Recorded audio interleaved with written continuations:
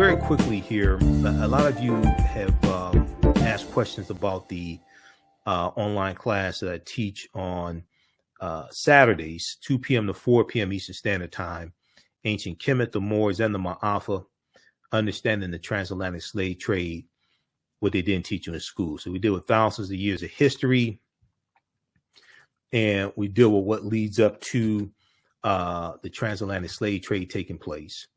When we study our history, we can't start our history in slavery. And this is one of the things that really has to be impressed during Black History Month, African American History Month. We can't start our history in slavery. We have to deal with thousands of years of history that leads up to the transatlantic slave trade taking place.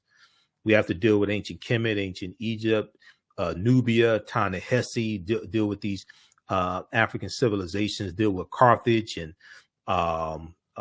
deal with Zimbabwe and different things like this. Okay. And what we do in this class, and there's over 200 slides in the class,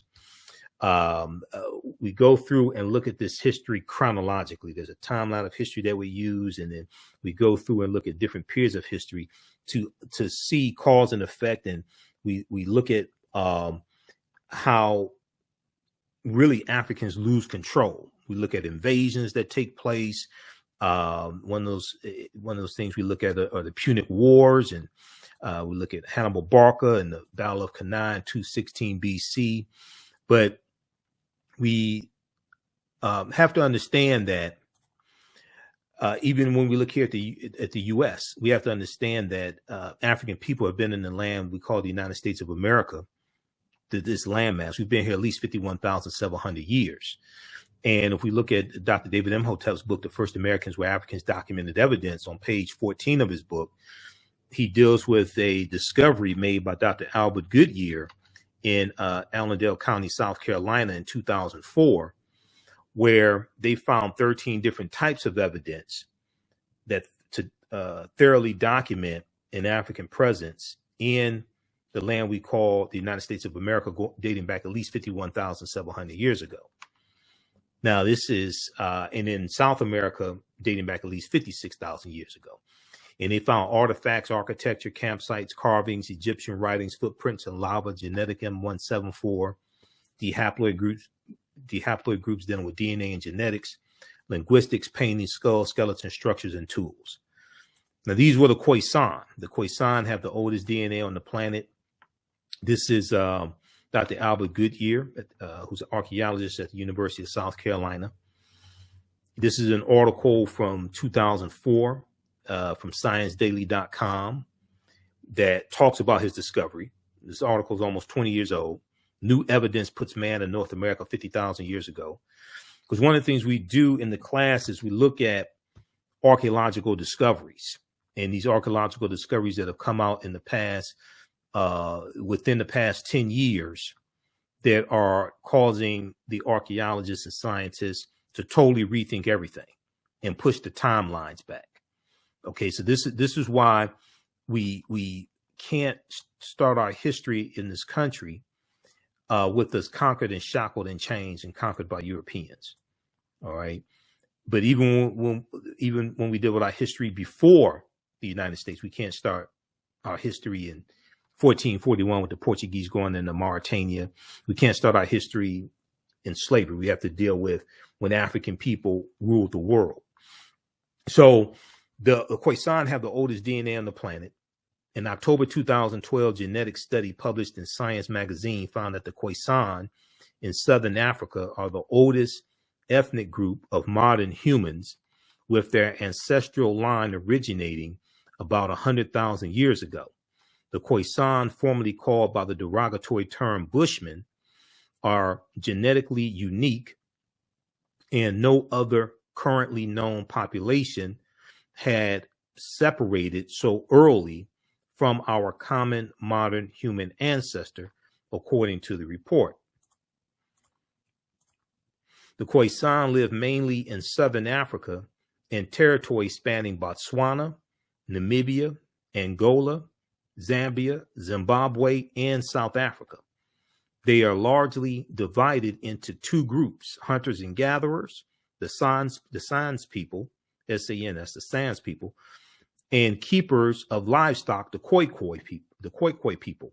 The Khoisan languages include the distinctive click sounds that aren't found in the languages of their neighbors.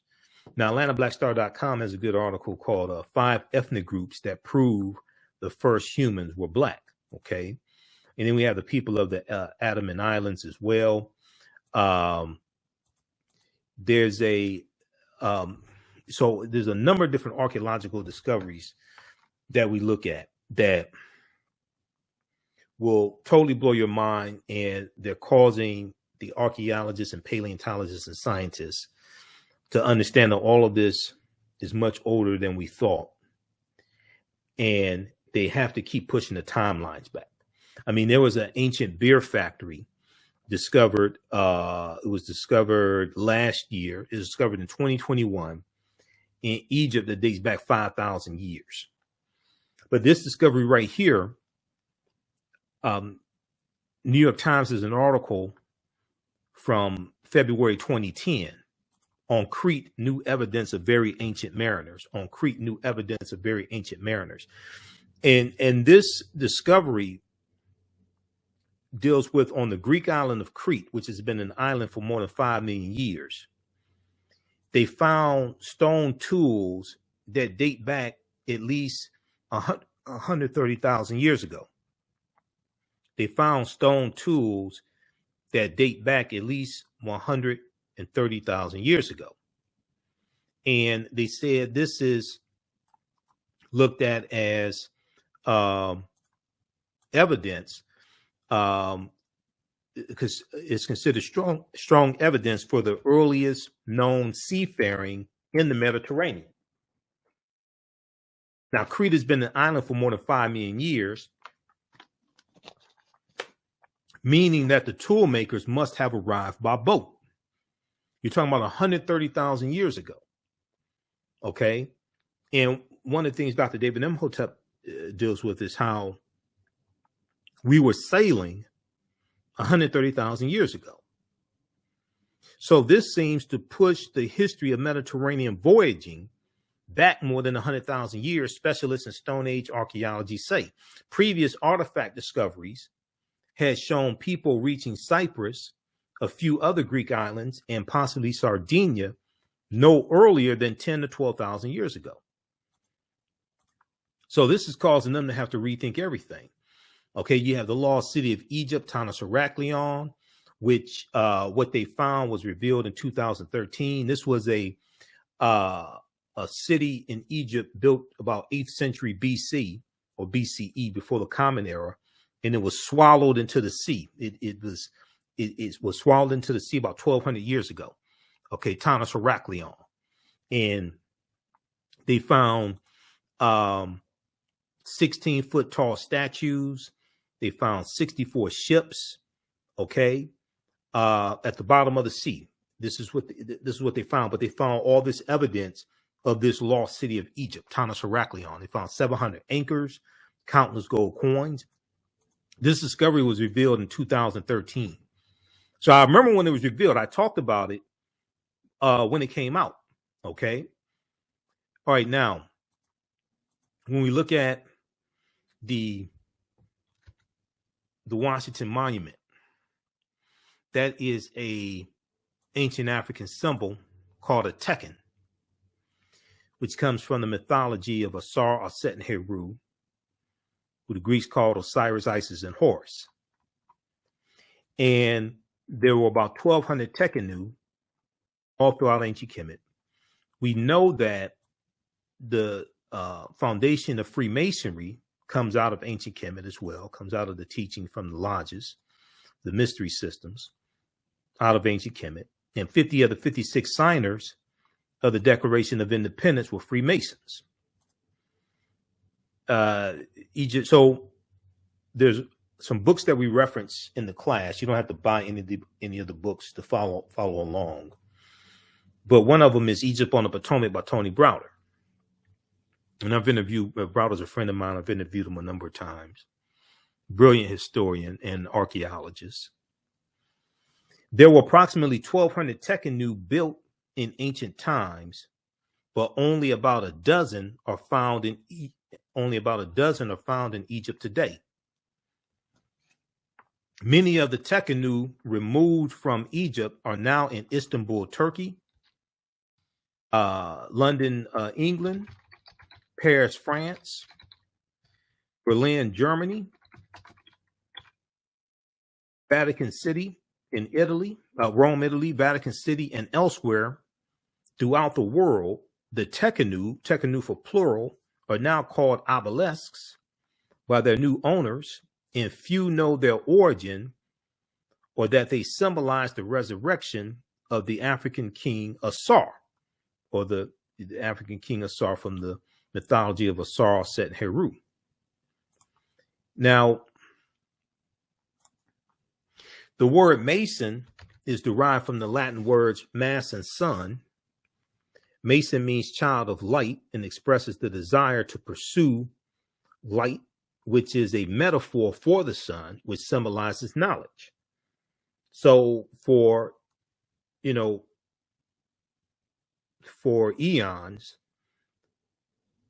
light has been associated with knowledge. And even when you watch, say, cartoons, and a cartoon character has an idea, you may see a light bulb go off over the cartoon character's head, associating light with knowledge. And darkness has been associated with ignorance or lack of knowledge. So when Europe is cast into the Dark Ages, after the Vandals and the Visigoths crushed the western portion of the Roman Empire in 476 AD, this is a period of ignorance. And it's going to be the teachings that the Moors taken to Europe, coming from the Nile Valley region of Africa, the knowledge coming from the Nile Valley region of Africa. The African Moors are taking the light from Africa into the dark continent, Europe. And this knowledge brings Europe out of the Dark Ages. Okay, it brings them out of the Dark Ages, late 1400s. And then they go into the next age, like early 1500s, you go into the next age, which is the Renaissance age, which is a period of enlightenment, light in reference to knowledge. The Renaissance age, a period of enlightenment. The term child of light or sons and daughters of light was first used to identify students who had completed 42 years of study in the temples of ancient Kemet. Many Masonic temples were modeled after the temples of Kemet, places where light or knowledge was imparted in a series of steps or degrees. So George G.M. James talks about this in Stolen Legacy. The concept of liberal arts colleges comes out of ancient Kemet, comes out of ancient Africa. And he taught in Stolen Legacy, he talks about the 7 liberal arts, the arithmetic and the rhetoric and the logic, different things like this. And the concept of going to an institution of higher learning and getting your credentials in a series of steps or degrees comes out of ancient Africa. So associate's degree, bachelor's degree, master's degree, philosophy degree, PhD, etc. These are ancient concepts. Okay, so Masonic temples are considered houses of light or temples of learning. The term Mason, child of light, is a direct reference to the highest degree of the Kemetic education system. Okay. The 33 degrees of instruction within Freemasonry represent a fraction of the 360 degrees of instruction that comprise the Kemetic system of education. Yet with less than 10% of the wisdom of ancient Kemet, of ancient Africa, Freemasons have held positions of influence and power throughout the world for over 200 years. Read page 33 of Egypt on the Potomac by Tony Browder. Okay, so there's a ton of information that we deal with. We deal with things like who was St. Nicholas, because we go through and look at thousands of years of history. And we go through this history chronologically. We deal with some of the history of the Moors and going into the Iberian Peninsula, which is today known as Spain and Portugal, 711 AD. We look at some different African civilizations, Ghana, Songhai, and Mali, and Zimbabwe, and Carthage, and Nubia, and Abyssinia, Ethiopia. But when we look at St. Nicholas, first of all, a lot of the early Christian saints were African saints. A lot of early Christian saints were Africans. And early Christianity looks a lot like traditional African spiritual systems. A lot of early Christians believed in some sort of reincarnation. So if you read Christianity Before Christ by Dr. John G. Jackson, he breaks down a lot of this in the book. Okay, now how's everybody doing? Okay, you're still there? You still awake? Okay, give me a thumbs up, give me a heart, give me a like. How you like this type of information? These are some of the slides from the class. We have over 200 slides in the class. All these slides I put together myself. I've been teaching this class since 2017, but it has grown immensely since I first taught it in 2017. And if you've taken any of my online classes in the past, be sure to email me at ahnshow@africanhistorynetwork.com, because you'll get 50% off these classes. So this class here, this one meets on Saturdays, 2 p.m. to 4 p.m. Eastern Standard Time. So we do the sessions live. All the sessions are archived and recorded. You can go back and watch it anytime. In class, you can see me. I can't see you. I don't take attendance, anything like that. All right. This is ancient Kemet, the Moors, and the Maafa, understanding the transatlantic slave trade, what they didn't teach you in school. The term Maafa is a Kiswahili term which refers to the Great Disaster. It refers to our Holocaust, okay, which is totally different than anybody else's. This is not trying to take away from other disasters that have happened to other people, but ours is entirely different. All right. And so this is you can use this information with your children also. I would say the information is PG-13. The other class that I teach is, so this class is on sale $60, regularly $130. And after there's also bonus content that you get as well. So there's 15 bonus lectures that you'll get from me that make up the Michael Imhotep 15 lecture bundle pack. We have it in DVD format, the 15 DVD bundle pack, but you're going to get it in digital format when you register for this class. Okay, you get 15 of my lectures that are included in this bundle pack also. In the second class I teach on Sunday is From the Civil War to the Civil Rights Movement of Black Power, 1865 to 1968. That's on sale $60 also, regularly $130. And that's 2 p.m. to 4 p.m., same format. And we have them, both classes, in the bundle pack for only $100, regularly $260. Okay. All right. So we posted a link here, and it's at our website, AfricanHistoryNetwork.com. If you have any questions, be sure to email me at ahnshow@AfricanHistoryNetwork.com. And if you want me to do a modified class for your church, for your study group, your organization, your fraternity, sorority, etc., email me as well. We can set that up. So when we deal with St. Nicholas, this intersects with Sinterklaas, which is Dutch for St. Nicholas, and the religious figure Sinterklaas that we see worshipped in the Netherlands and Holland, things like this. And then this also gets into Black Pete, Zwarte Piet, who is a Moor, Black Pete the Moor. And you have these Europeans who have a parade and celebrate Zwarte Piet and Black Pete. And they put on blackface, and Afro wigs, okay, and they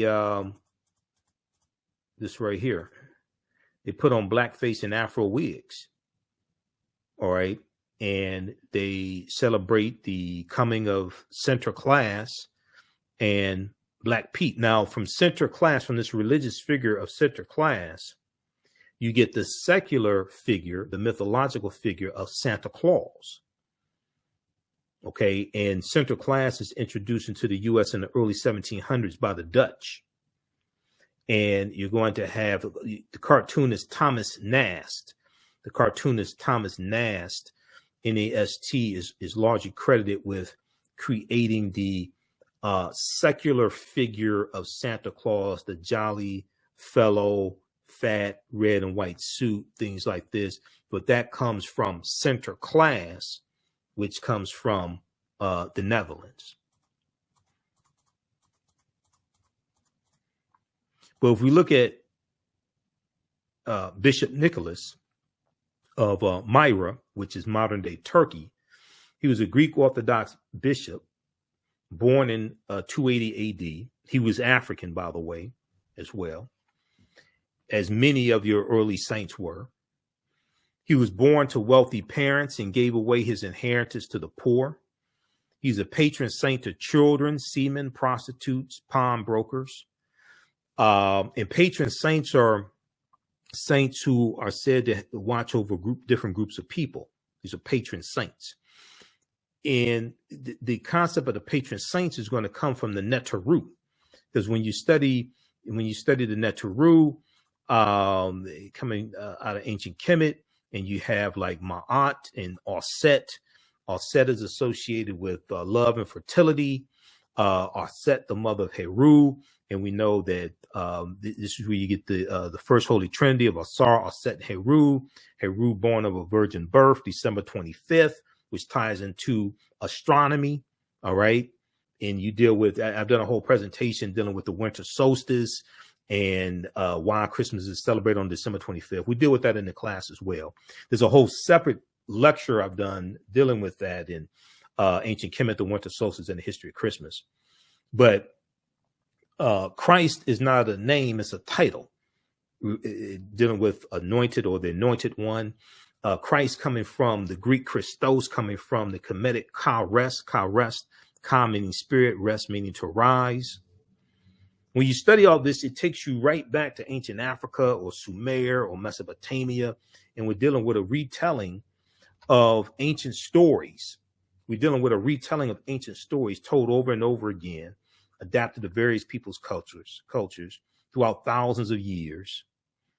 Okay, and their ethnicity is put on it, their names are put on it, and their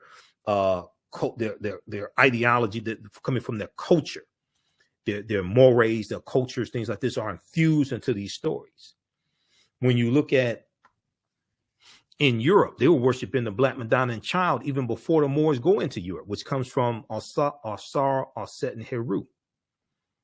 But you still have statues of the Black Madonna and Child in Europe right now, in France, in Spain, in Portugal, Germany, Czechoslovakia, Russia.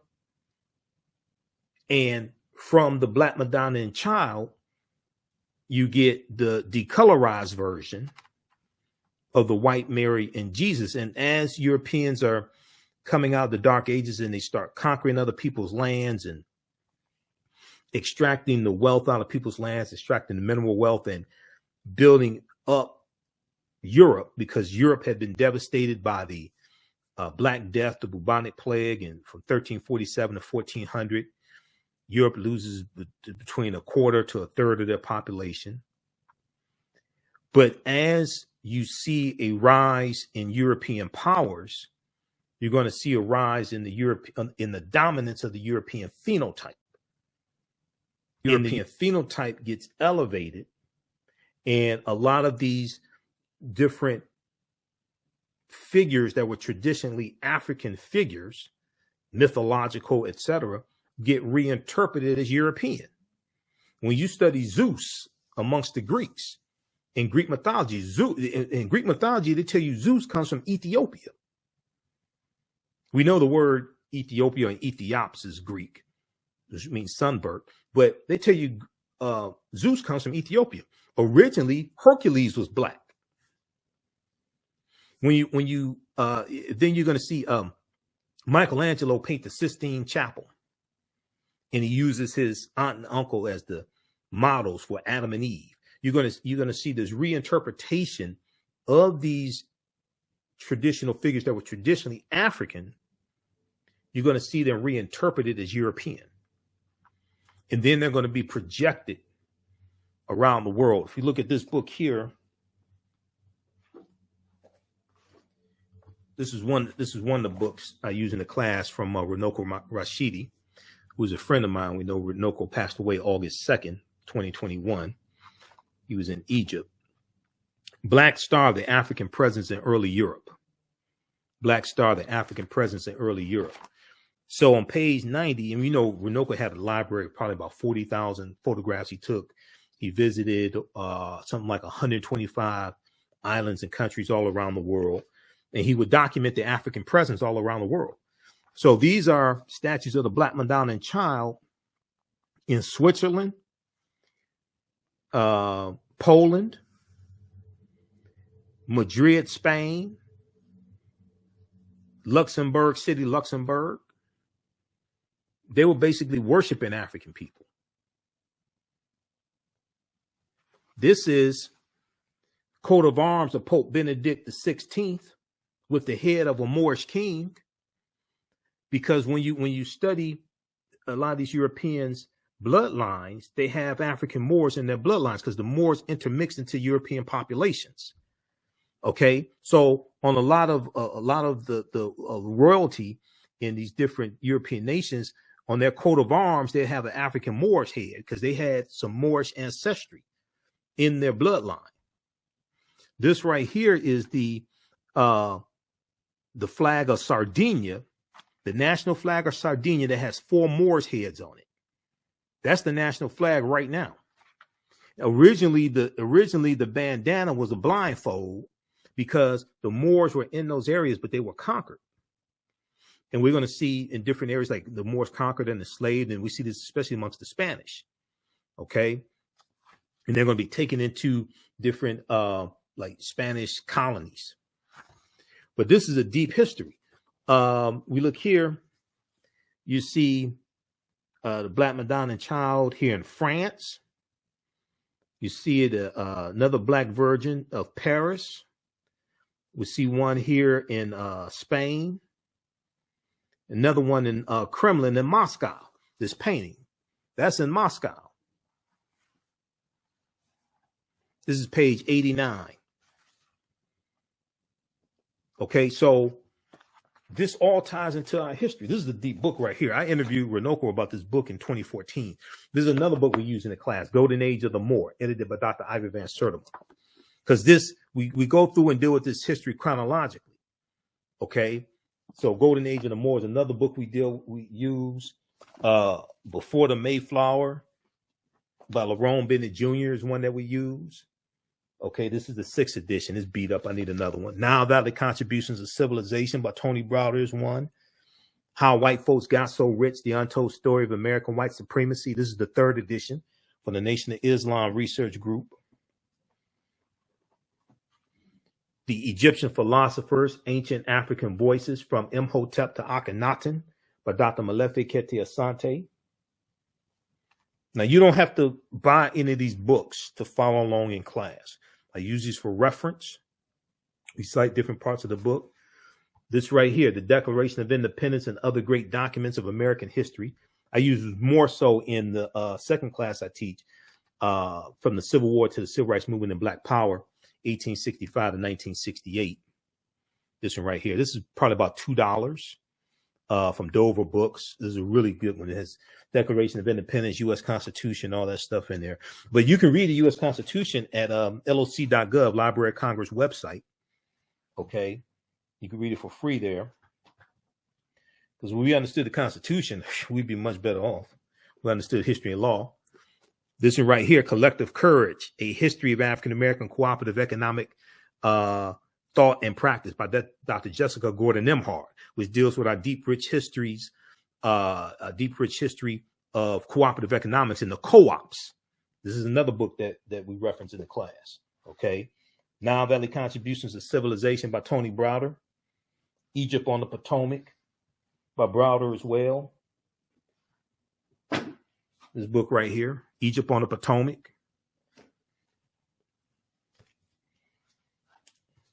Christmas Miscellany, Everything You Always Wanted to Know About Christmas by Jonathan Green. This is one of the books I read when I was really studying the history and origins of Christmas, because I've been doing presentations dealing with the history of Christmas going back to 2012. So those are just a few of the books that we do within the class. So you don't have to, some of these books you may have in your library. If you don't, it's fine. You still be able to follow along in the class because I have a lot of slides for you. All these slides I put together myself.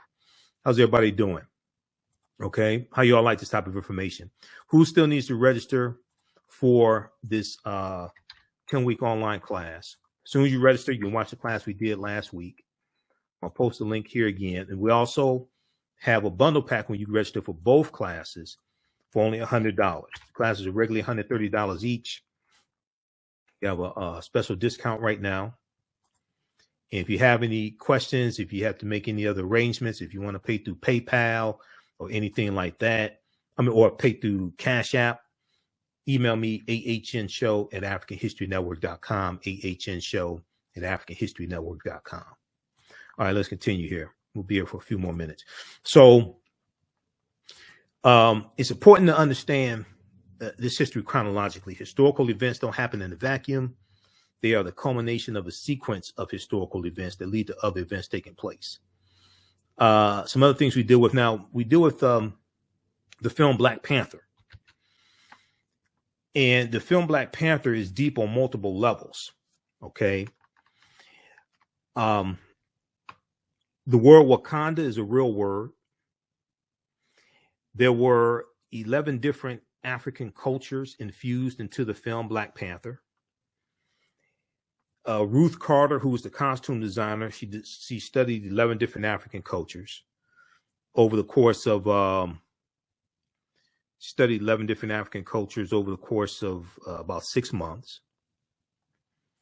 And you see this incorporated into the film. Now, Bast is short for Bastet, is a deity or netter from ancient Kemet. The Panther deity Bast that watches over the people of Wakanda. And Wakanda is not one group of people. Wakanda is the nation. Wakanda is made up of 18 different tribes. Okay, because I do lectures dealing with the film Black Panther. And I did about 3 months research on the film and the comic book to understand what the hell I was seeing in the movie before I went out here and started talking about it and doing lectures. Okay. Other people didn't do that. I'm not going to call any names, but I can listen to them and tell they ain't do any research.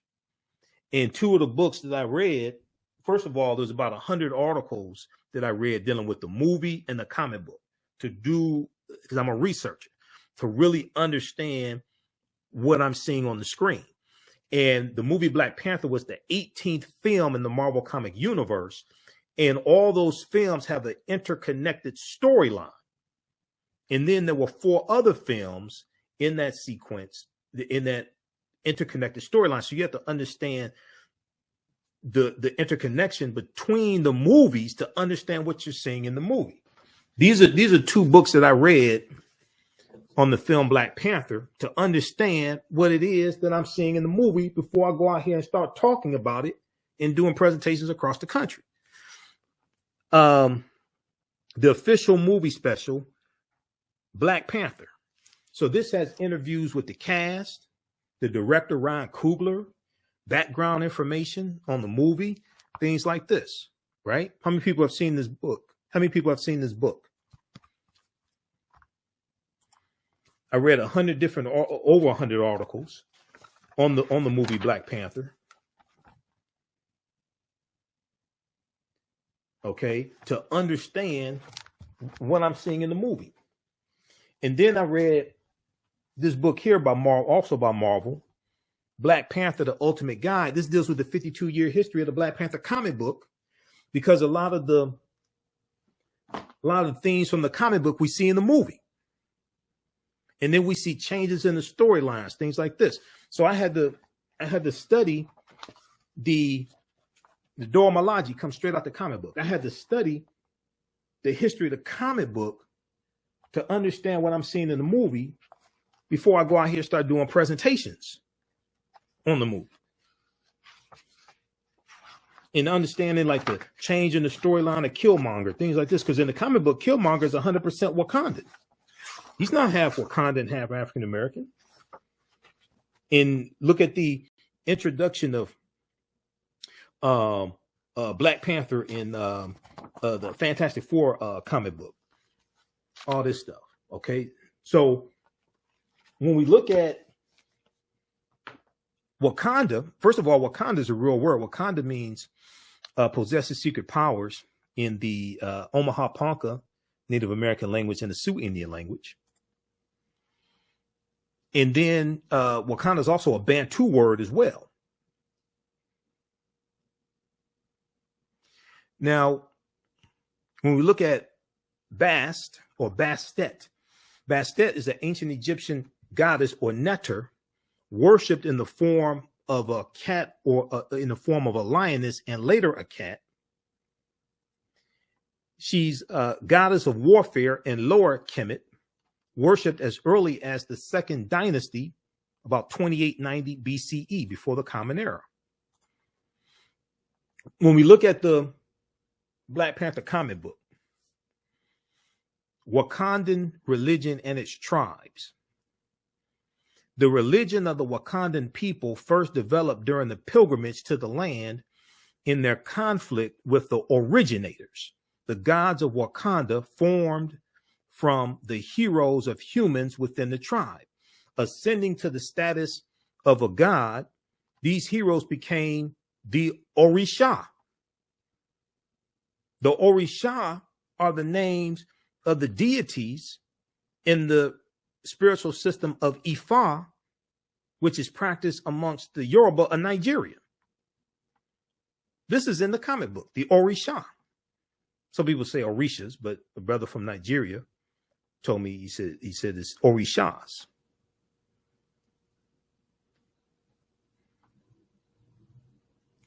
Ascending to the status of a god, these heroes became the Orisha, taking the names Koku, Thoth, Thoth. Thoth is what the Greeks call Dahuti. Dahuti is the deity, the neter, that delivered the Annunciation to the Virgin Auset that she's going to give birth to Heru. It's called the Annunciation. That's Dahuti. Bast comes from Bastet, Mujaji, Ptah. Ptah is one of the original Neteru. Okay, Ptah is one of the original Neteru. It was right behind me. Picture of Ptah. This is in the Black Panther comic book. And Niami.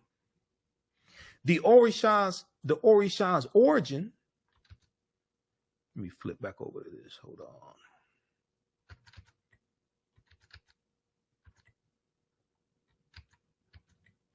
The Orisha's origin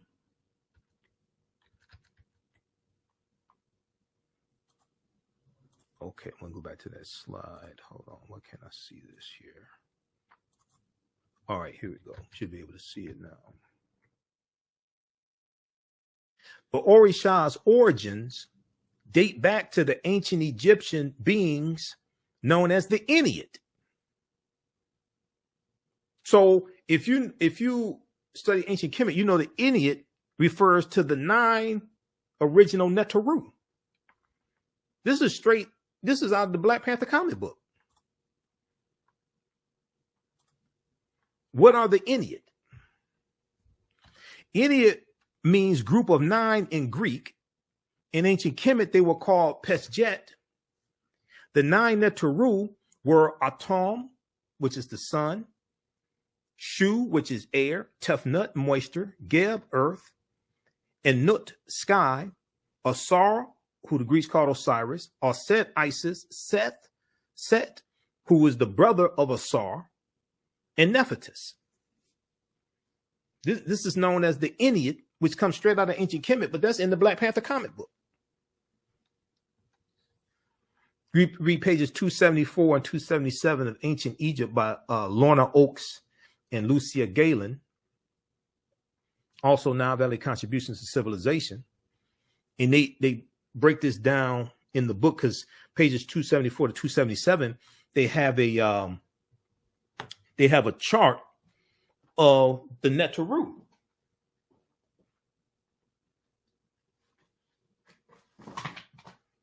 This book right here.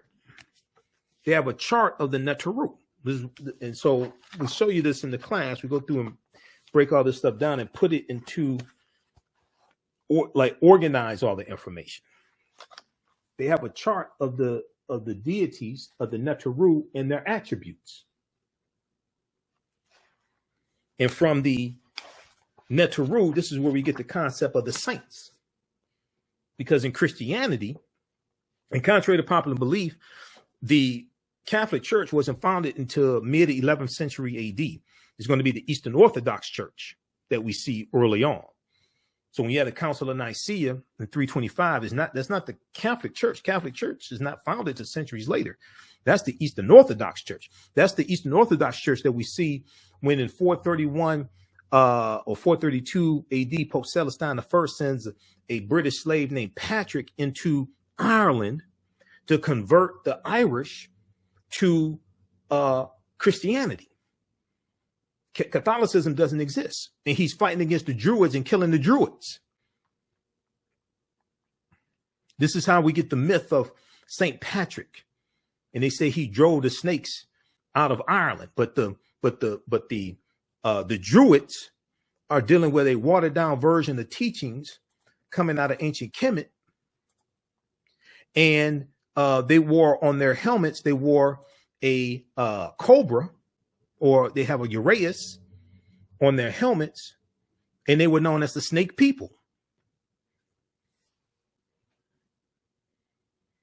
We also deal with things like because we deal with the Crusades, starting at about 1096 AD, 1095, 1096 AD, the Crusades. And we know during the Second Crusade, you have the Knights Templar formed in 1118 AD. The Knights Templar are they're learning from the Moors, and they become very powerful. And the Knights Templar in France, they're going to be disbanded October 13th, 1307. And we deal with this whole thing called frigatriskaidekaphobia, which is the fear of Friday the 13th, and triskaidekaphobia, which is the fear of the number 13. And there's history behind it, and part of that deals with the Knights Templar, Friday the 13th, 1307, losing power. But the teachings of the Knights Templar go underground, and they resurface as the Freemasons and Rosicrucians and these different other secret societies or societies with secrets. But these are watered down versions of the teachings that the Moors take into Europe that come from ancient Africa.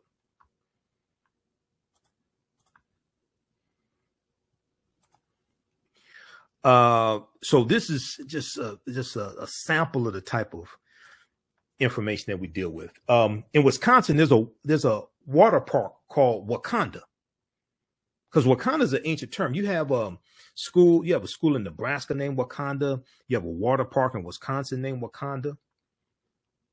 Because I did a lot of research on this, right? So you'll see some different spellings of the name Wakanda. But Wakanda is the great creator power of the Osage, Omaha, and Ponca Native American tribes. But we know the first Americans were Africans when we actually study this history, in this chronology of this history. This takes us back to Dr. David Imhotep's book. The first Americans were Africans, documented evidence. Wakanda is an abstract, omnipresent, creative force who is never personified in traditional Siouan legends, and in fact did not even have a gender before the introduction of English with its gender-specific nouns. You can check out native-language.org for more information, but there's other information out there on Wakanda, which is an ancient term. Located in Wakanda Park in Menominee, Wisconsin, on the shore of Lake Menominee, this group is what's left of once large cluster of mounds that were submerged when Lake Menominee was created by damming Red Cedar River. Out of 17 submerged mounds, 14 were excavated by archaeologists. Some of the mounds contain burials, including an individual wearing clay mask, the feature found in only 2 other mound sites in Wisconsin. By different accounts, either 3 or 4 mounds are still extant in the park, all supposed to be ovals. I found 2 definite mounds in decent condition, unmowed and away from pedestrian traffic at the dead end of the ridge overlooking the lake. Nearby, there was a raise in the ground that might have been a 3rd mound, but is pretty low and mowed with the rest of the disc golf course on which it's located. Okay, you check out wisconsinmounds.wakandapparkmounds.html or Menominee-wi for wisconsin.gov. Now, in doing this research, so I was looking, and they have this historical marker, this whatever this is, this sign, this like historical marker here at the Wakanda Park in Wisconsin. And it talks about a group of ancient mortuary mound, and it talks about prehistoric Indian mounds. And they talk about these early mound builders. So this is a deep history. Okay, so these are just a few of the things we deal with. We talk about Carthage and Hannibal Barca and the Battle of Cannae in 216 BC, and Carthage being destroyed in 146 BC by the Romans. We deal with Ghana, Songhai, and Mali, 3 great West African nations. We talk about the Moors as well. And everything we taught Europeans came back to kick us in the behind. We deal with, according to the Oxford English Dictionary, the Moors as early as the Middle Ages and as late as the 17th century were commonly supposed to be black or very swarthy, and hence the word is often used for Negro. Early in the 8th century, after a grim and extended resistance to the Arab invasions of North Africa, the Moors joined the triumphant surge of Islam. Following this, they crossed over from Morocco over to the Iberian Peninsula, which is today known as Spain and Portugal, where their swift victories and remarkable feats soon became the substance of legends. In 710 AD, or Common Era, Tarif, with 400 soldiers and 100 horses, all Berbers, successfully carried out a mission in southern Iberia. Tarif, an important port city in southern Spain, is named after him. This was a reconnaissance mission to get the lay of the land and see what they were up against. It is clear, however, that the conquest of Spain was undertaken by Tariq ibn Ziyad. Tariq was in command of an army of at least 10,000 men. And where they land when they go in 711 AD, it's a rock promontory called Jebel Tariq, or Tariq's Mountain, also known as Gibraltar or the Rock of Gibraltar. And this is named after Tariq ibn Ziyad. So we go through and we look at everything from Christopher Colon to Publius Cornelius Scipio Africanus, who is attacking Carthage. We look at what Columbus is central to really understanding the spread of the transatlantic slave trade and where he went on his 4 voyages.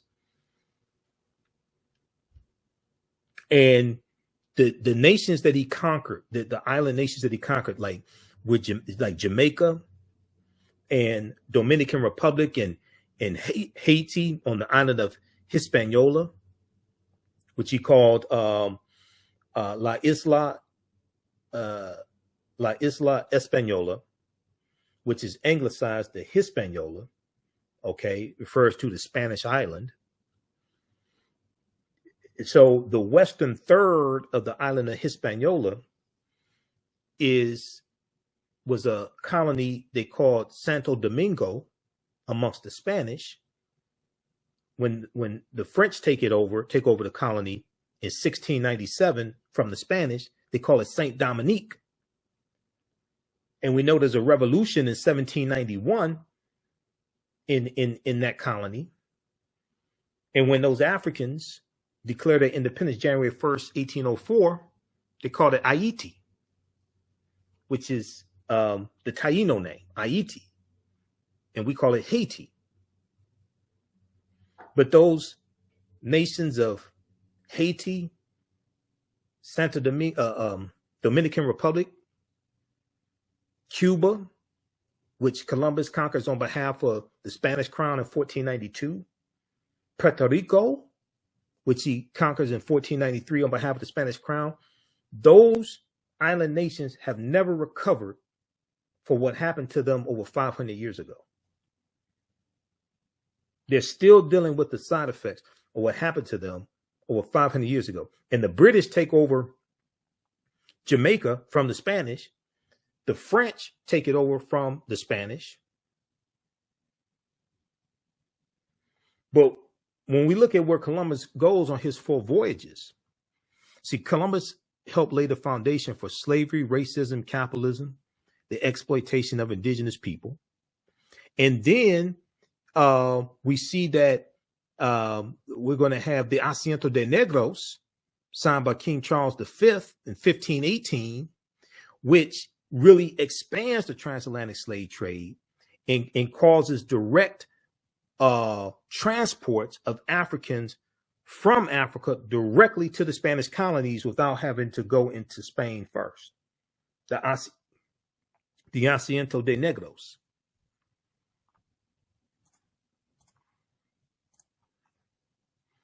So we go through and look at a timeline of history. We deal with things like what are papal bulls, we deal with what was the transatlantic slave trade, the forced voyage of African people from Europe to Africa to the Americas. 1488, Pope Innocent VIII, he wasn't so innocent. Pope Innocent VIII accepted a gift of 100 more slaves from King Ferdinand of Spain, and then distributed these African slaves to various cardinals and nobles. 1488. This is 2 years before Columbus set sail. Columbus set sail August 3rd, 1492, late in the same year that the Reconquista is complete, and the Spain takes back control of the last stronghold of the Moors in Granada, January 2nd, 1492.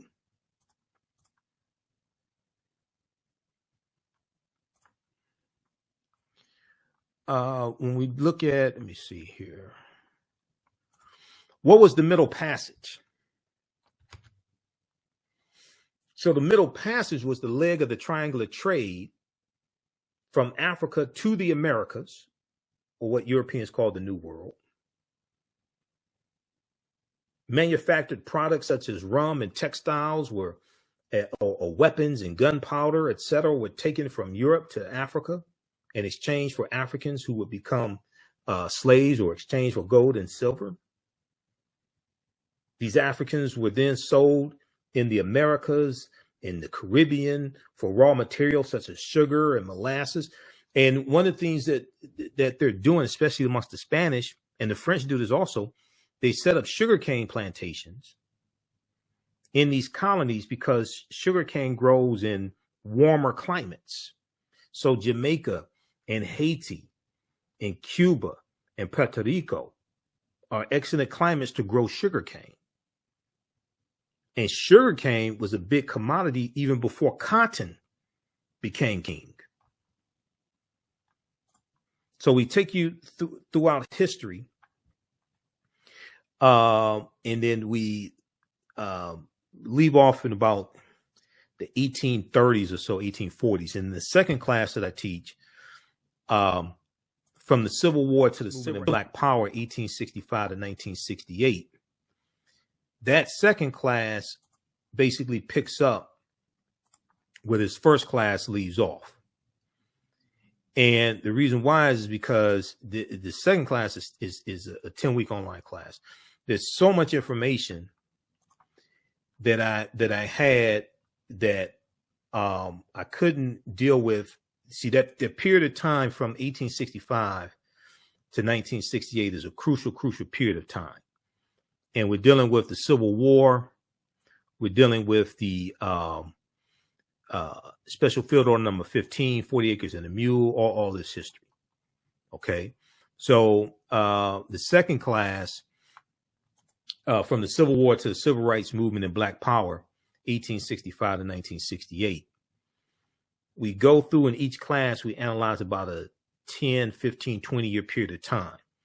We start in 1803 with the Louisiana Purchase, which is tied to the Haitian Revolution of 1791.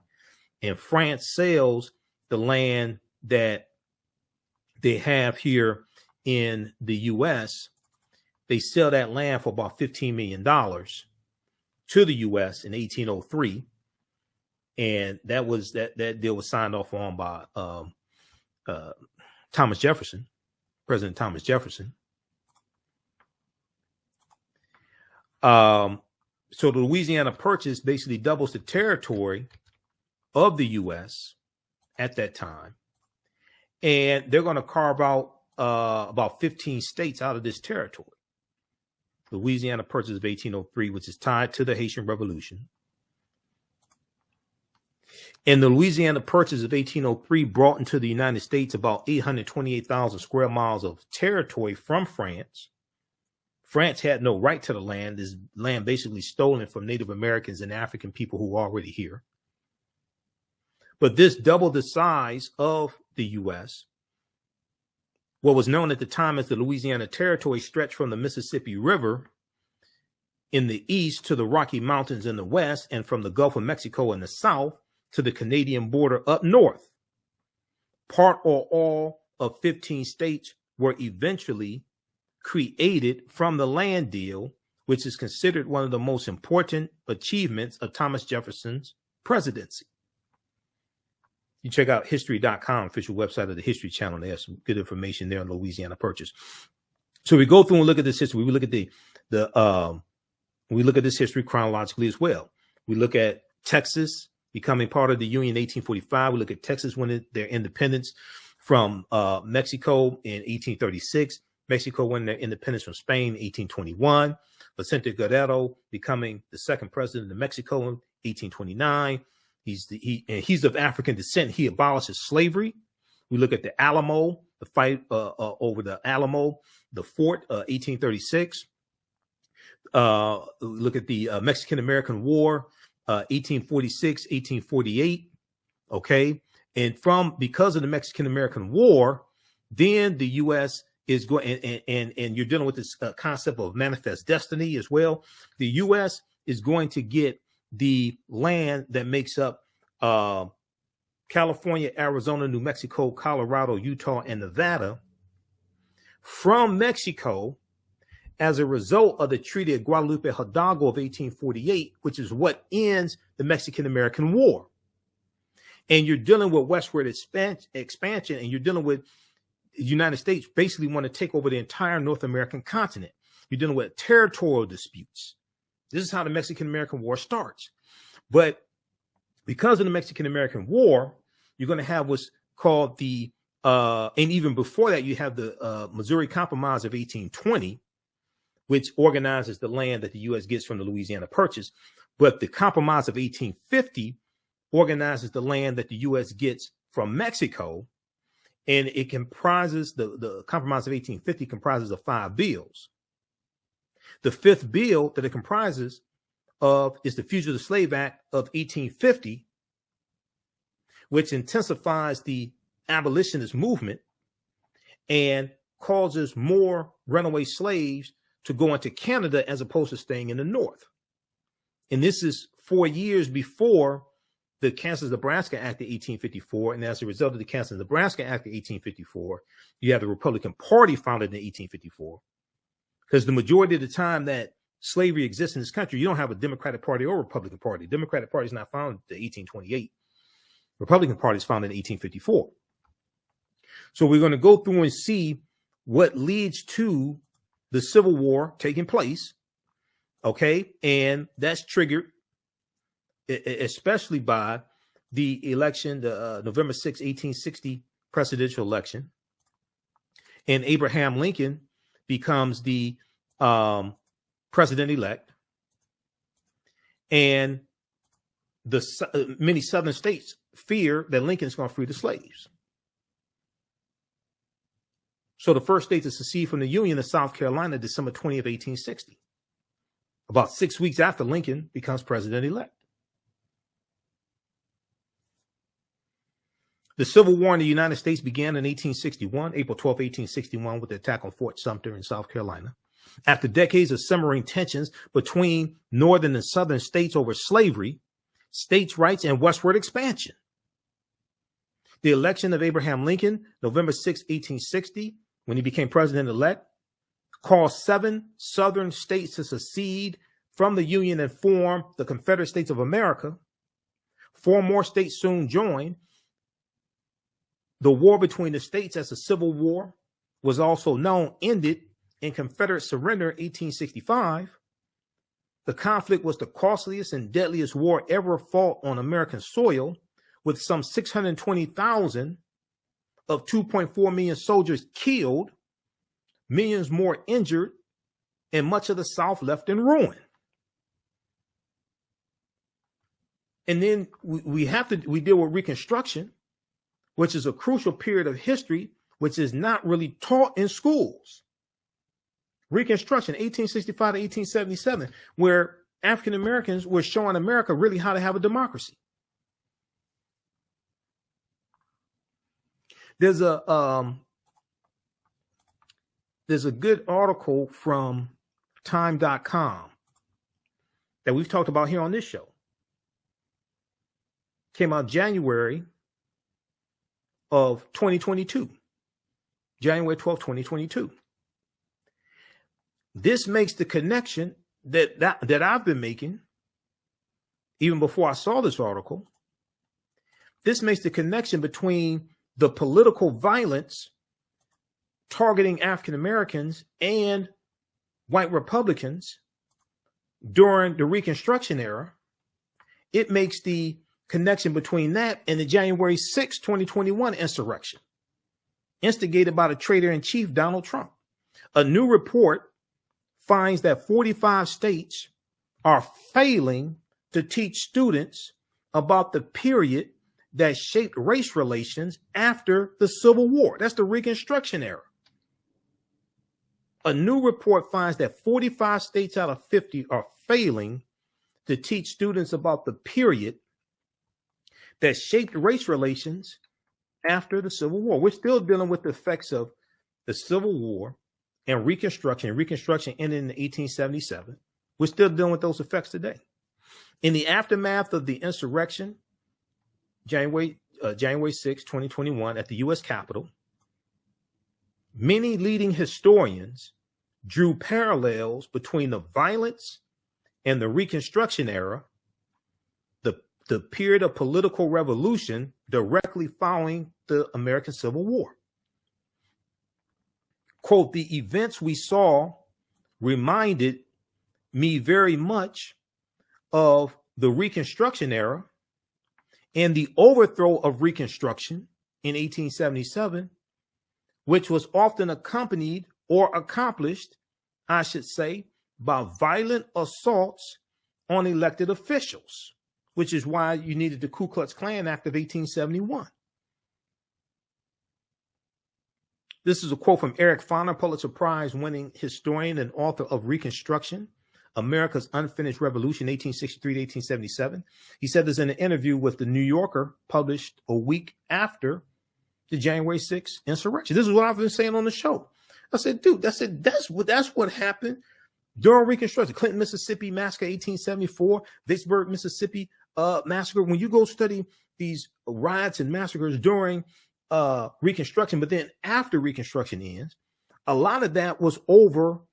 A lot of that was dealing with politics and trying to keep us from voting. Opelousas massacre, Opelousas, Louisiana, 1868. This is before Wilmington, North Carolina, 1898, where they overthrew a biracial government in Wilmington, North Carolina. This was long before that. Scholars say studying the aftermath of the Civil War can help put in context many of the most seminal events in the U.S. in recent years, from the brutal murder of George Floyd by police in May 25th, 2020, in Minneapolis, Minnesota, to the voter suppression laws enacted after African-American voters played a big role in helping Joe Biden and Kamala Harris become president and vice president in 2020. But despite the timeliness of the era in today's climate, many students in American schools will not get a full education of Reconstruction until they get to college. Well, most of them are not going to college.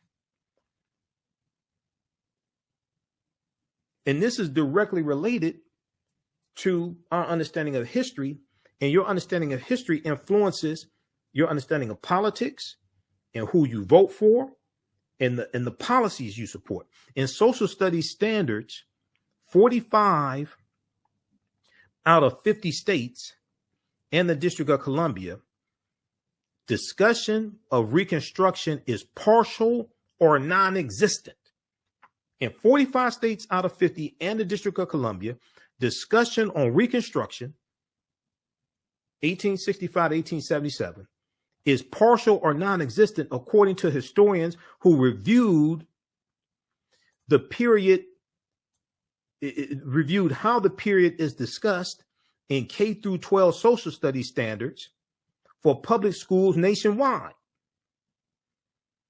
In a report produced by the education nonprofit Zen Education Project, the study's authors say they are concerned that American children will grow up to be uninformed about the critical period of history that helps explain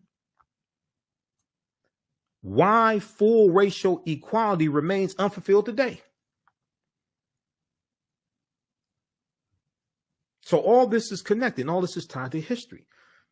And historical events don't happen in a vacuum. They are the culmination of a sequence of historical events that have a domino effect and lead to a larger event taking place. Okay, so check this out from time.com. A new report finds that 45 states are failing to teach students about the period that shaped race relations after the Civil War.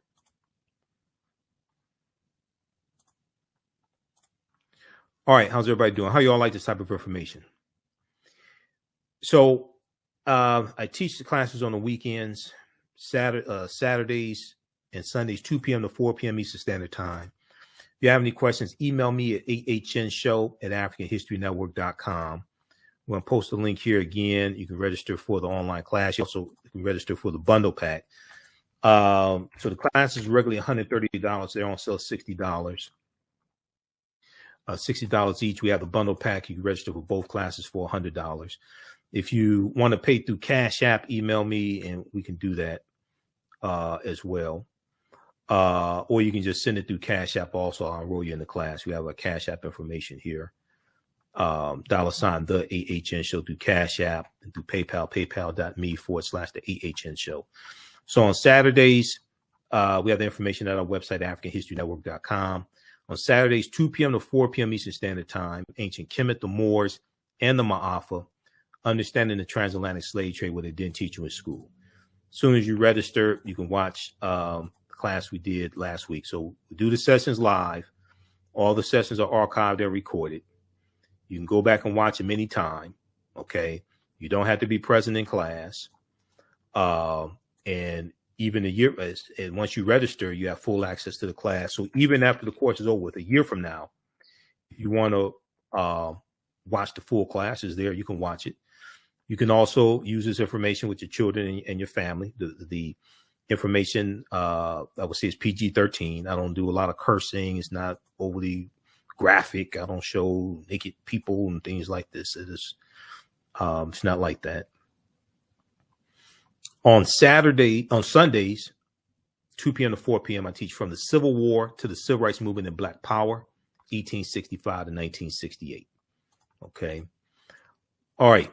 And then all of my DVD lectures and digital downloads are at our website, AfricanHistoryNetwork.com. If you have any questions, email me. If you want me to do a presentation or you want me teaching these classes for your churches, your study groups, organizations, fraternities, sororities, you want me to do a modified, a shorter version of these classes, or you want me to do a presentation for your group or organization, email me as well.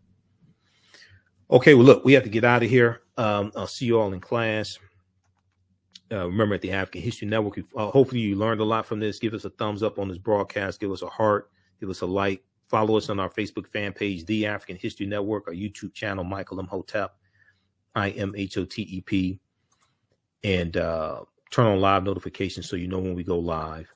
Also, sign up for our email newsletter. Text the word Kemet, K-E-M-E-T, to 22828. Text the word Kemet, text the word Kemet to 22828 to sign up for our email newsletter. All right, look, we have to get out of here. Remember, at the African History Network, we focus on educating, empowering, and inspiring people of African descent throughout the diaspora and around the world. I'll be on Roland Martin Unfiltered on Friday. I'm a panelist usually on Fridays. And, on Sundays, we're here for 2 hours on 9-10 a.m. Superstation WFDF, the African History Network show. We're here for 2 hours on Sundays. All right. Remember, right now, it's correct wrong behavior. It's not over till we win. Wakanda forever. And we'll talk to you next time, and we'll see you in class. Peace.